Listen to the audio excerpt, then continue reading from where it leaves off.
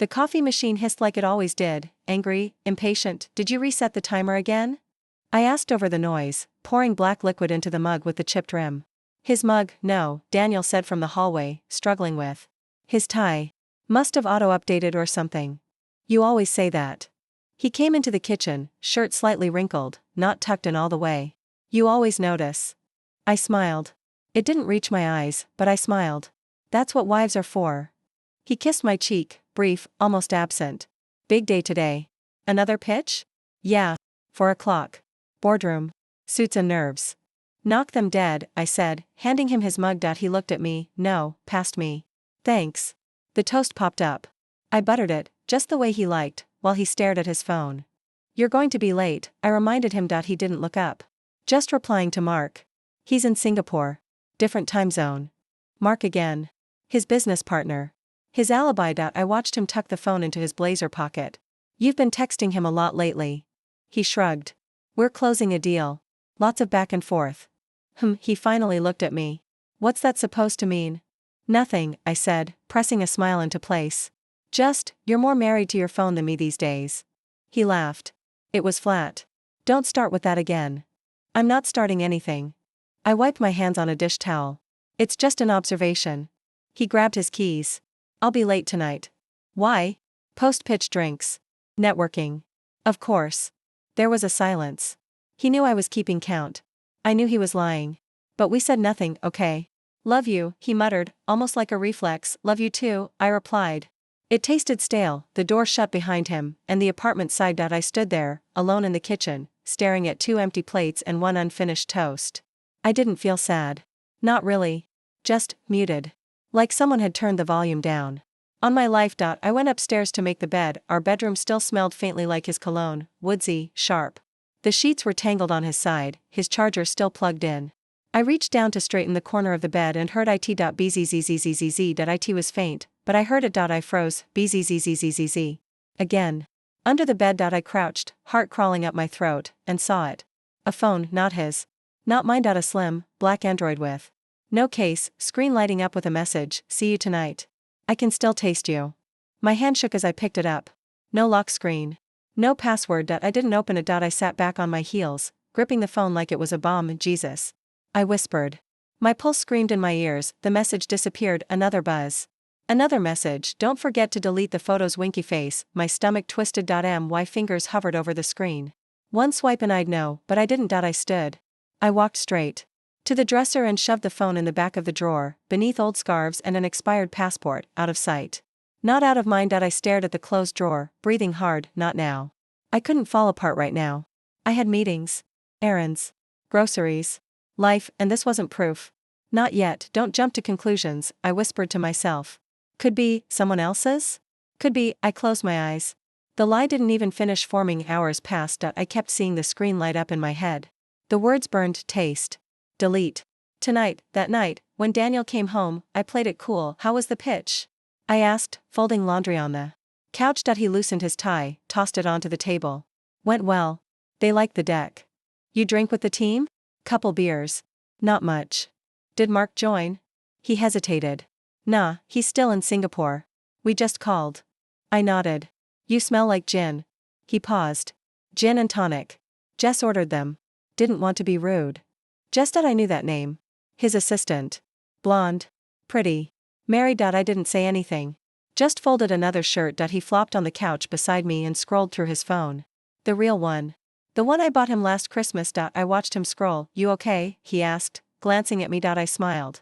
Yeah. Just tired. He reached out and squeezed my knee. We should plan something soon. A trip.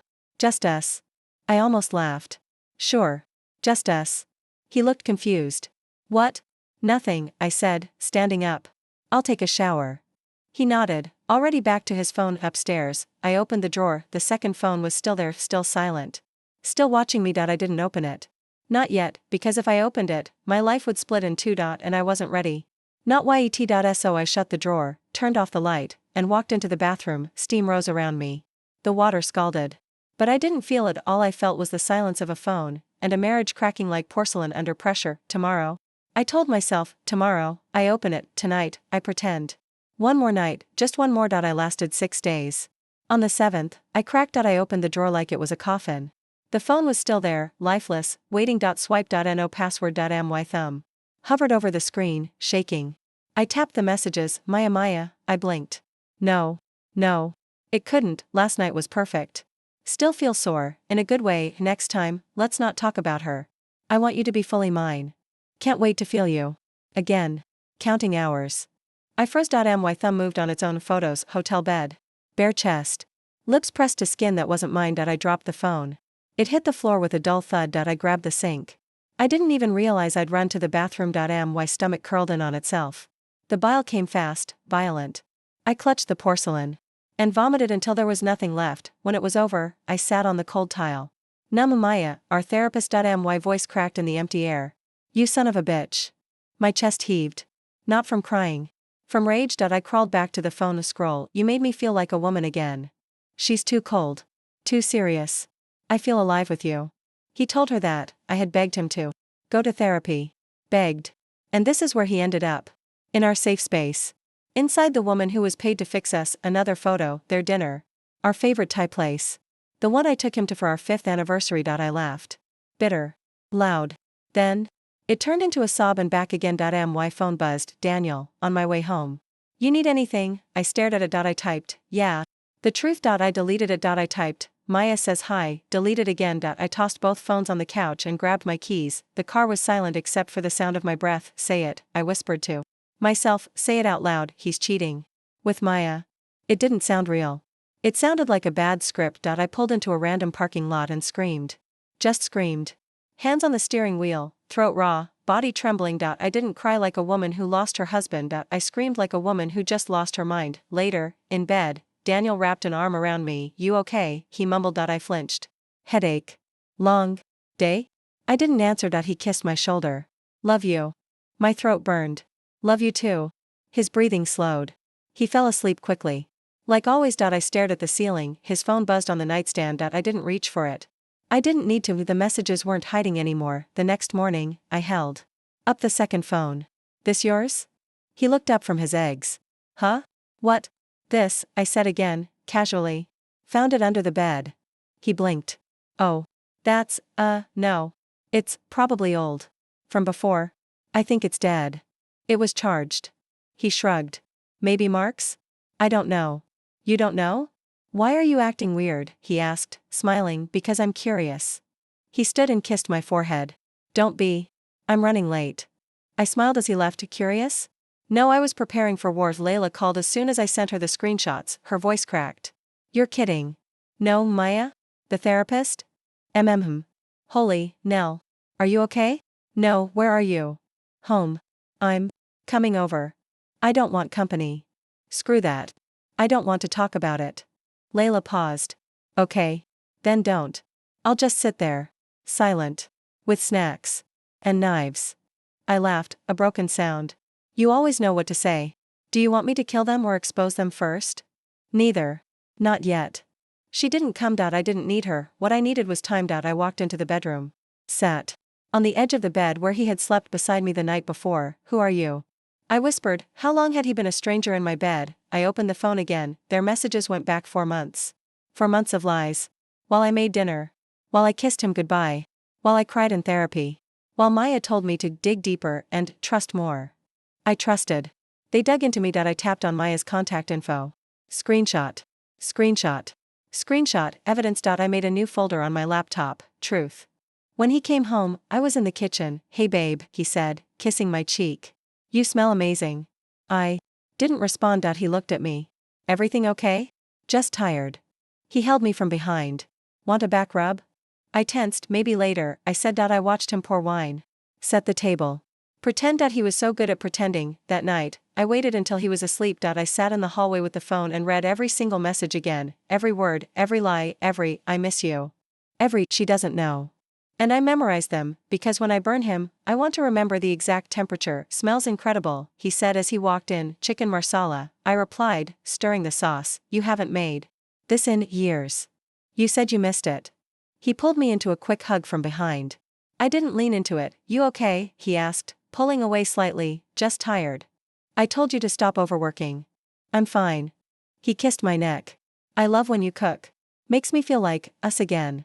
I turned. That's sweet. I handed him a glass of red wine. He sipped it, then looked over his shoulder. Mind if I shower first? Jim was brutal. Of course. Take your time. He left. I watched him go a brutal workout. No. More like a hotel checkout. I placed the plates on the table. His favorite, steamed asparagus, roasted potatoes, and chicken marsala, extra mushrooms. He returned 20 minutes later, hair damp, eyes bright. Smells even better now. Sit, I said. Eat. He picked up his fork. You outdid yourself. I sat across from him, hands in my lap. So. I began, casually, how was the gym? He chewed. Swallowed. Smiled. Exhausting. Jeremy pushed me hard today. Jeremy? He nodded. You remember him. Tall guy, beard, always complaining about knee pain. You sure it wasn't Maya? He blinked. Maya? I smiled, slow and sweet. You know, our therapist. Since you've been seeing her a lot lately. He laughed. What are you talking about? Nothing. I picked up my fork. Just teasing. You're weird tonight. Am I? He drank more wine. You're staring. You've got something on your lip. He wiped his mouth. Gone? Yeah. Silence. Only the clink of cutlery and the low jazz playlist humming in the background. He glanced at his phone. You expecting a call? I asked. No, text? No, you're twitchy. He laughed. You're intense tonight. I'm curious. You come home late. You're glued to your phone. You're freshly shaved even though it's winter. I keep it neat. You've never kept it neat. His fork paused midair. Why are you interrogating me? I'm not. I leaned forward. I'm observing. He frowned. What the hell does that mean? I tilted my head. It means I'm listening more than usual. To what? Tone. Choice of words. Pauses. He set the fork down. Okay, seriously. What's going on? You tell me. There's nothing to tell. You sure about that? He stood up. Jesus. I thought this was dinner, not an ambush. I stood too. Sit down. I'm not doing this. Sit down. He stared at me. Something shifted in his eyes. You're scaring me. Good. He slowly Saturday. I reached over to the counter and brought over a small plate. Dessert, I said, placing it in front of him. He looked down. You made cinnamon blondies? I nodded. Your favorite. He picked one up. Took a bite. God. So good. I sat. Folded my arms. Watched him chew. You watching me again? He said, half laughing. Why? Because I wonder how you manage it. Manage what? To lie with your mouth full. His chewing slowed. I leaned forward. Did she tell you I'd never find out? Who? You know who. He swallowed. You're being paranoid. No. I'm being precise. He pushed the plate away. I don't know what you think. You know, but nothing. He ran a hand through his hair. You're acting crazy. Crazy would be me flipping this table. Crazy would be me calling her husband. Or her clinic. His jaw tightened. I smiled. See? That's what. I'm watching. The twitch. You have no idea what you're talking about.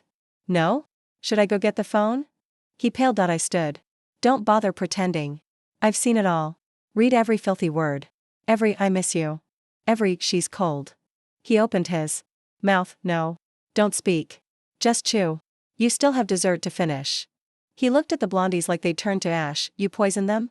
He whispered. I laughed. Tempting. But no. I'm not you. He looked down. I said no speaking. He shut his mouth. I took his wine glass and finished it. I made your favorite meal. I dressed nice. I lit candles. I pretended, for one last night.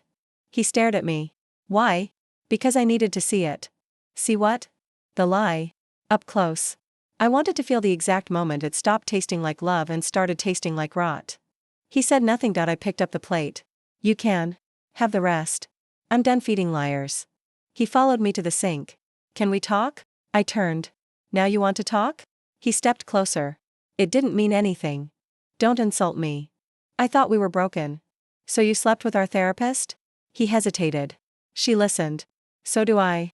I just didn't flatter your ego. His face flushed. That's not fair. I tilted my head. Neither was marrying a coward. He looked like he wanted to yell. Or cry. But he just stood there. I handed him the empty plate. Wash it. What? I cooked. You clean. He didn't move. I stepped around him. Don't worry. I'll make an appointment with a real therapist. One who doesn't screw her clients. He flinched, and next time, I said, grabbing my coat, try hiding the burner phone better. He didn't follow. He didn't speak, because he knew the mask had slipped, and I'd seen everything. I didn't plan to hear it. I just couldn't help myself. I opened the second phone. The same one I'd buried in the drawer after it detonated my life. One swipe. Voicemail app. Unread, new recording, 2:14 minutes. I pressed play, his voice filled the air like smoke. I can't take it anymore, Maya. She's ice. Dead bedroom. I feel like I'm living with a damn stranger. Silence. A shift in breath. I know, baby. I know, Maya whispered. I hit record on my phone. I needed proof. Not for court. For me. For my rage. I sleep beside her and I feel nothing, he continued. It's like cuddling a corpse. She doesn't suspect, she asked. He laughed. Not a clue. You're the only person who sees me. Who touches me like I'm human. A pause. When will you leave her? Maya asked. Soon. I'm getting the papers ready. Once this quarter's over, I'll propose. For real this time. Proposed. I pressed stop. My hands shook. Not the papers, not the ring, his voice, that easy. Betrayal. That confidence. I saved the memo. Labeled it, who he really is. MP3. Then I called Layla. Hey, she chirped, can you talk? Of course. You okay? I'm texting you something. Okay. Pinged silence. Then, oh my god. I waited. You're kidding. I wish. He's proposing? Yes. To her? Yes. After saying what did he say? Cuddling a corpse. Are you freaking serious? I have the audio. I just listened. I nearly drove into a mailbox. Don't crash. I need you alive for phase 2. Phase 2? I exhaled. I'm going to destroy him. Thank God. What's the plan? Not loud. Not explosive. Not yet. A whisper? Exactly. A beat. You scare me sometimes, she said. Good. That night, I watched him sleep, his mouth half open. His chest rising like nothing was wrong. Like he wasn't planning to leave me for our therapist. I whispered, you think you'll leave me? He stirred. No, Daniel. I'm going to make you beg me to let you go. The next morning, I asked, need coffee? He looked up from his laptop. Please. I'm dead. Rough night? Didn't sleep well. Guilt will do that. He looked at me. What? I smiled. Nothing. Just teasing. He chuckled. You're weird again. Maybe I should talk to Maya about it. He froze, joking. I added. Relax. He sipped. You've been intense lately. Intuition's a hell of a thing.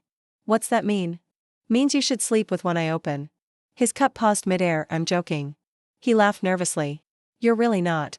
Later that day, I opened our joint bank account. 2 recent withdrawals, $1, $400, Hotel Archmont $900, jewelry boutique. He hadn't bought me jewelry in 3 years. I took screenshots. Labeled them, then I checked the iCloud login on the second phone. It worked. I had access to their photos, shared notes, and calendar. Dinner with M, Thursday at 8 p.m. Weekend trip, client offsite. I opened the photo folder. A picture of her in our guest robe. One of him in our bed. Her legs beside him. I wanted to scream. Instead, I clicked, download all. Proof. Not for court, for war. That evening, he walked in all smiles. I got the pitch. That's great. They loved it. My deck killed. I smiled. You're great with decks. He didn't notice the edge in my voice. Want to celebrate? He asked. Let's order in. You sure? Unless you already have dinner plans. He blinked. What? You just seem dressed for something nicer than Thai takeout. It's just a shirt.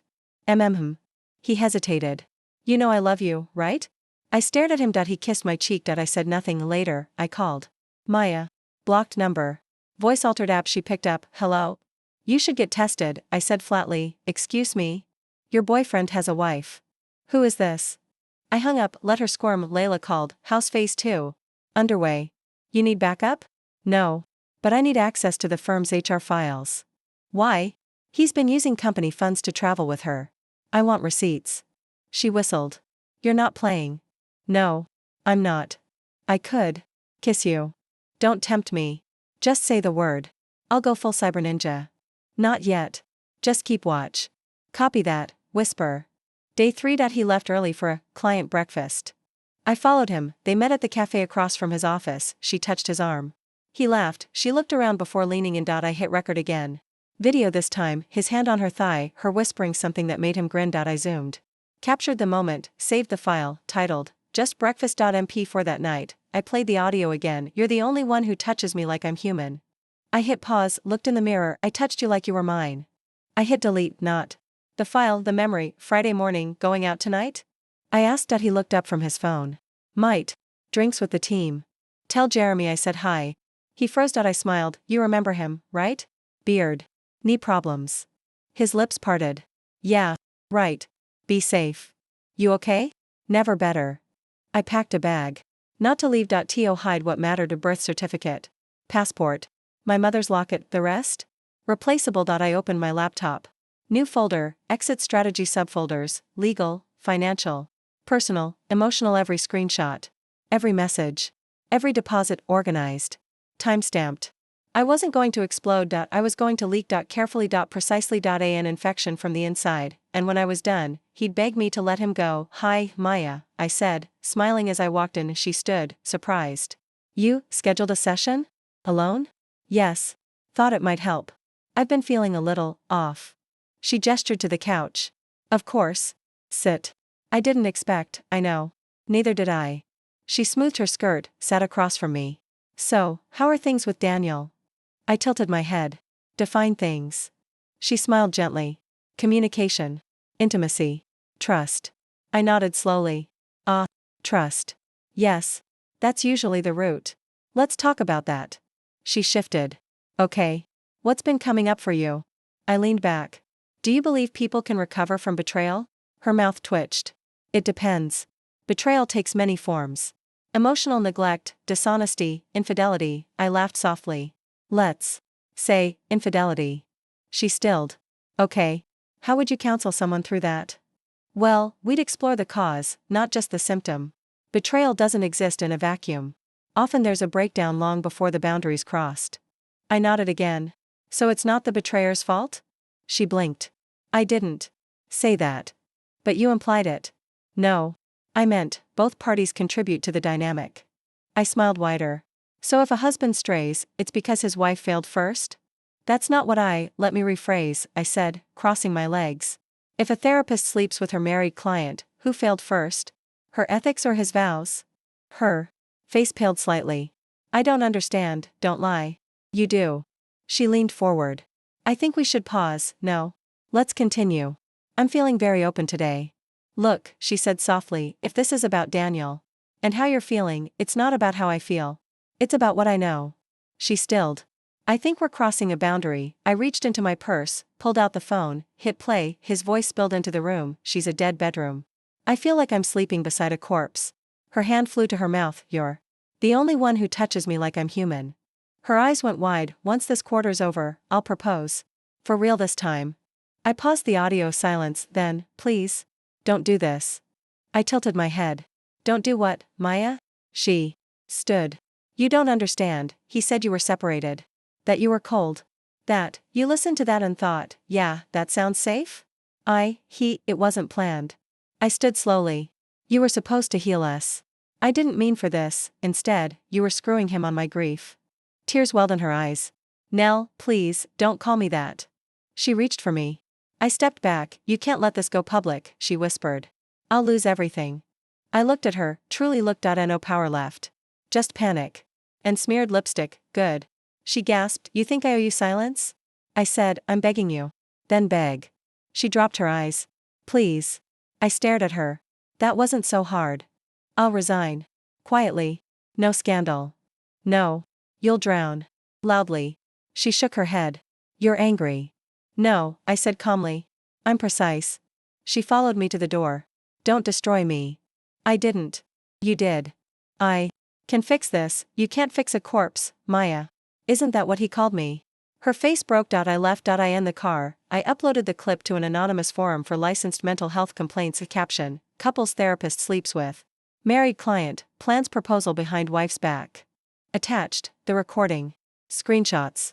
Clinic bio, submit. I refreshed the post every 10 minutes. By hour 3, it had 11,000 views. By hour 5, her name trended locally. By hour 6, the clinic posted, Dr. Maya Reed has been placed on administrative leave pending investigation.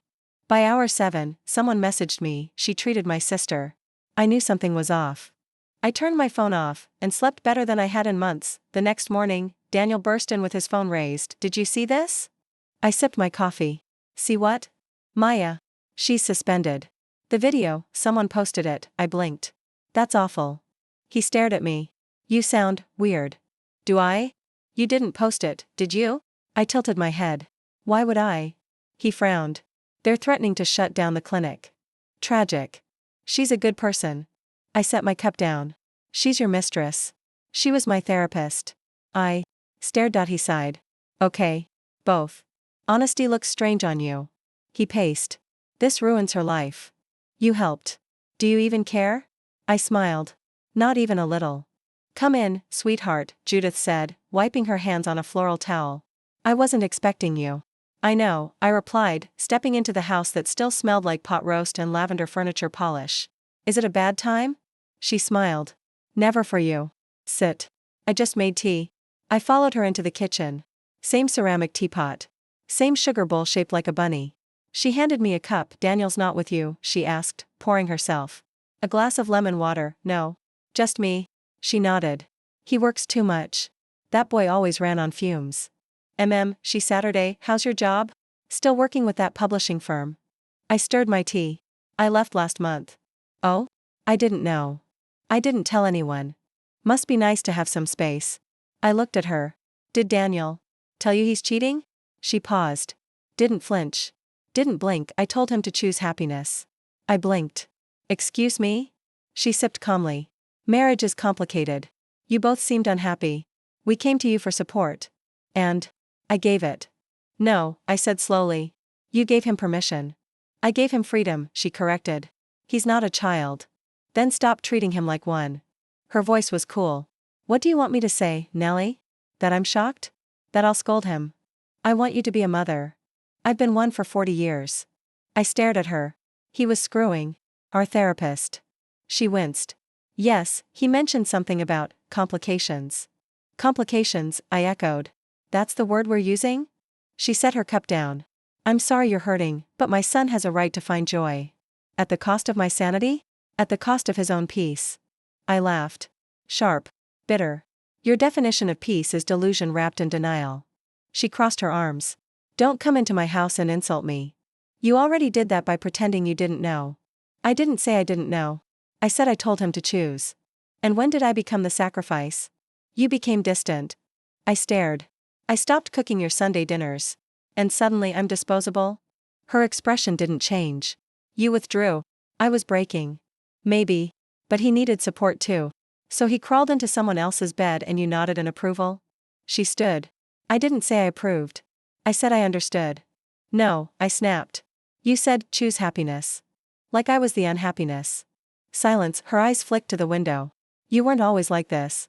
No, I agreed. I used to think this family loved me. We do. You tolerate me. Until I stopped playing the good wife. She sighed. You're emotional right now. I stepped back. Stop using that word like it's an insult. I'm not attacking you. Yes, you are. With every polite excuse you hand your son to cheat and call it self-care. You have no idea what a man carries. I almost laughed. And what about what women carry? Guilt? Silence? Burnt dinners and tear-stained pillowcases? You think you're the only woman who's been disappointed by a man? No. But I'm one of the few finally saying it out loud. She picked up her glass again. You were always too proud to be soft. No, I said. I was too soft to stay silent. Her eyes narrowed. What do you want from me? Nothing. Then why are you here? To see if I was leaving one man, or escaping the whole system. She tilted her head. You think we're villains? No, I said calmly. I think you're architects. Architects? Of the dynasty that taught Daniel to lie. To take. To feel entitled to affection without earning it. Her lips tightened. You built it, I continued. With every time you told him he was special without making him accountable. Every time you ignored the red flags because they weren't your problem. You're angry. Yes. Vindictive. No. Precise. She shook her head. This bitterness will rot you. No, I said. This clarity will save me. You'll regret walking away. I regret staying quiet this long. I loved you. Then you should have protected me. She stepped forward. It's not too late. We can talk to him. Work through this. No, I said. You can't unraise him. Nellie, I'm not your daughter-in-law anymore. She blinked. You filed? Not yet. But I will. She swallowed. And you're telling me because? Because you'll hear it either way. And I wanted you to hear it from me, before I disappear from your family photos for good. She sat again. He'll be alone. No. He'll be with someone just like him. She didn't reply. I walked to the door. As I opened it, I said, they built a legacy on silence. I turned back once. I'm going to break it with a whisper. In the car, I didn't cry. I gripped the steering wheel, staring through the windshield like I could see my entire marriage playing out on the pavement, not just Daniel, his father, who was always silent during arguments, his uncles, all divorced, his cousins, each one with a trail of heartbroken women behind them, and Judith, sweet, soft-spoken Judith, who baked cookies for her son's mistress because she seemed kind. This wasn't a failed marriage, this was a dynasty built on enabling, and I was done. You sent it, he said, voice low, trembling. I looked up from my coffee. Sent what? Don't do that. Do what? He threw his phone onto the table. The email was still open. Subject, Conflict of Interest Report, Daniel Whitman and Dr. Maya Reed. You sent this, he hissed. To HR. To the board. To every goddamn executive I work with. Yes. His hands curled into fists. You ruined me. No, I said calmly. I exposed you. I got demoted. I saw. My name's trash at the office. You should have kept your pants on.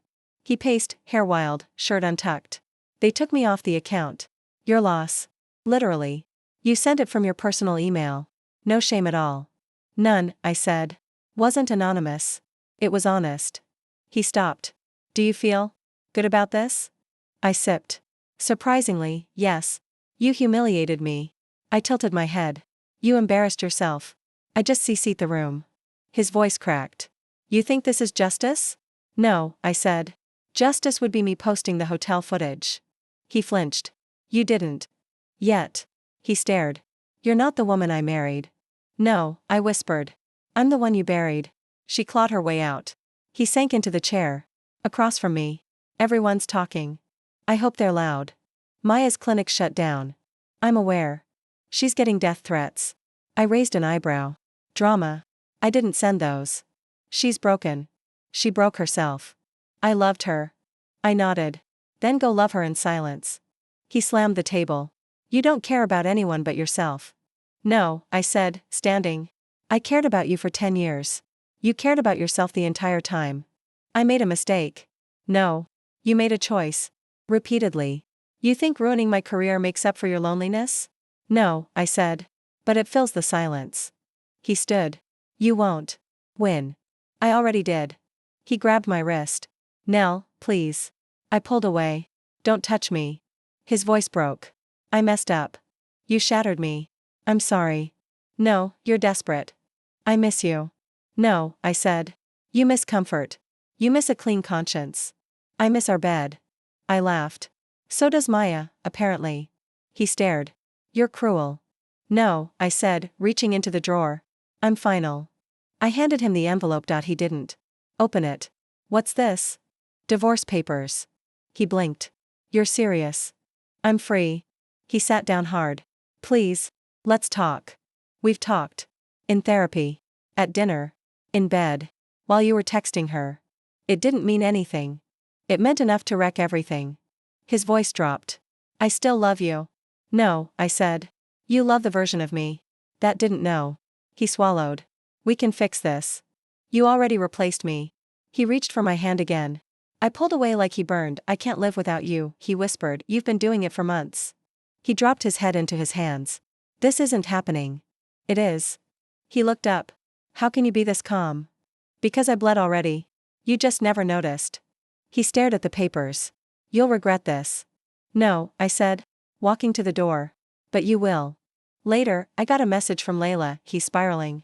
Office gossip is wildfire. Everyone knows. I replied, let it burn. A week passed. Maya posted a video apology. Red-eyed. Shaking. Comments disabled. Daniel's team lead was reassigned. The HR department updated their code of ethics handbook. I wore red lipstick to the courthouse, not for him, for me, the clerk. Asked, are you sure? I smiled, absolutely. When I got home, Daniel was on the porch. Wet hair. Suit wrinkled. Eyes bloodshot. I've been waiting 2 hours. Why? Because I don't know what else to do. Try therapy, I said, unlocking the door. With who? Maya's gone. Good. She needed to go. I'm begging you. You're not on your knees. He dropped. Literally. I sighed. Get up. I can't lose you. You already did. I'll change. You'll adapt. Until the next thrill tempts you. I'm broken. So fix yourself. I'm not your glue. He stared up at me. You used to love me. I used to believe you deserved it. Tears welled in his eyes. I'm still me. No, I whispered. You're what's left. He looked down. I hate myself. Then we finally agree on something. I stepped inside and shut the door. He didn't knock again, the venue was quiet now. Empty. I walked across the cracked pavement, shoes clicking. In the silence. Once, this place had been full of laughter, music, and promises. Now it just stood, abandoned, like everything else I used to believe in. I pushed open the rusted gate. The oak tree in the center was still there, the one we had stood under after the ceremony. I'd worn that white dress, the one he loved. He'd been nervous. I'd been so sure. I stood there for a while, just staring at the spot. You know, I said aloud, I used to think you could save me. I shook my head. I was wrong. The door to the old chapel creaked when I pulled it open. Dust fell like snowflakes as I stepped inside, my heart heavy with every breath. The pews were empty now. The altar stood bare. This place that had once held so much promise, so much hope, was just another relic. I sat where we'd stood. Where we'd promised to be each other's forever. My hands trembled, just like his had that day. The memories flooded me, each one heavier than the last. I whispered to the empty room. I thought loyalty would protect me. But all it did was turn me into a fool. The echo of my voice was the only answer. I wasn't talking to anyone now, just to the ghost of who I used to be. I pulled the letter from my bag. The one-eyed. Written late last night. To the woman I used to be, I'm sorry you never saw it. I'm sorry you let him lie to you. But it's time to let go. You were never the problem. He was. And I refused to carry the weight of his choices any longer. Goodbye. I stood and walked toward the oak tree, my steps slow but sure. The letter was all I needed. No grand gesture. No dramatic confrontation. Just this, a moment of finality. I bent down and buried it under the roots, my fingers brushing against the earth. It wasn't much, but it was mine. As I stood up, I heard a car approaching. I didn't look back. I didn't need to. You shouldn't be here. Daniel's voice came from behind me. I didn't turn around. I thought you were done, he said, stepping closer. His voice was strained, like he was trying to sound angry but couldn't quite get there. I'm done, I said. You don't get to ruin me anymore. He reached for me. I felt his shadow before I felt his hand. Please. Let's talk. I shook my head, finally turning to face him. He looked like he'd been crying. But I didn't care. Talk about what? About how you destroyed us? How you lied to me for years? How you ruined everything we built? He dropped his hand to his side. I'm sorry. I laughed. You're sorry? You think that fixes anything?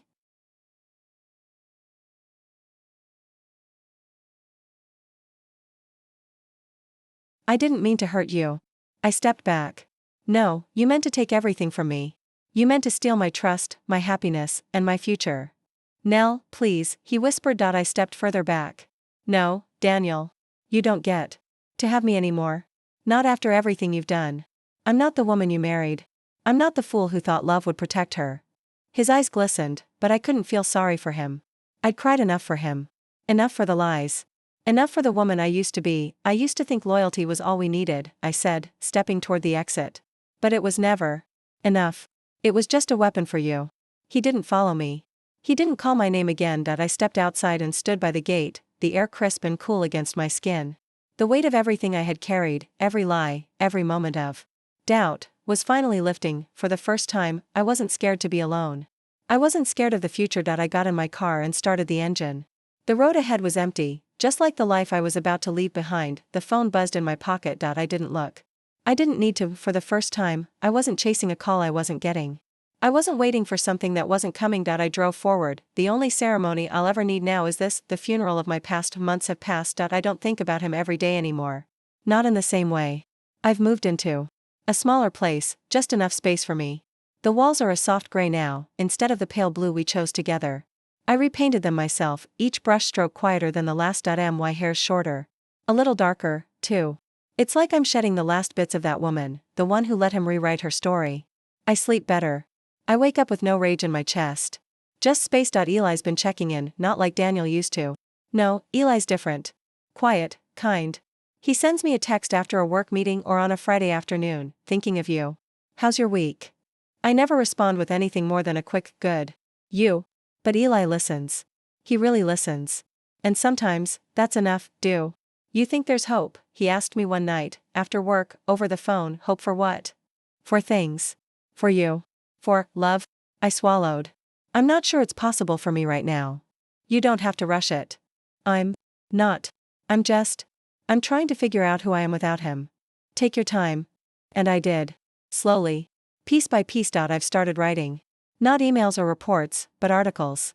A memoir, actually. Not about him, not directly. But about what happened.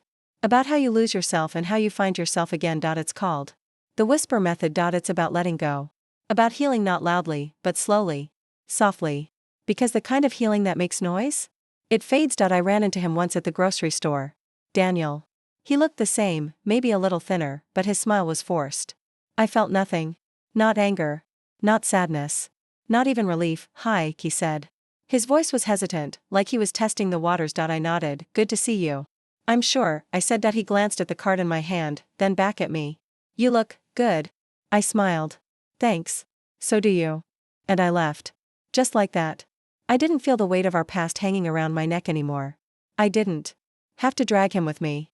I was walking on my own. Eli called the next night. Hey, I said, answering with a smile on my voice. You sure you're okay? I'm good. Just finished some work. Good work? I laughed. You're fishing. Maybe a little.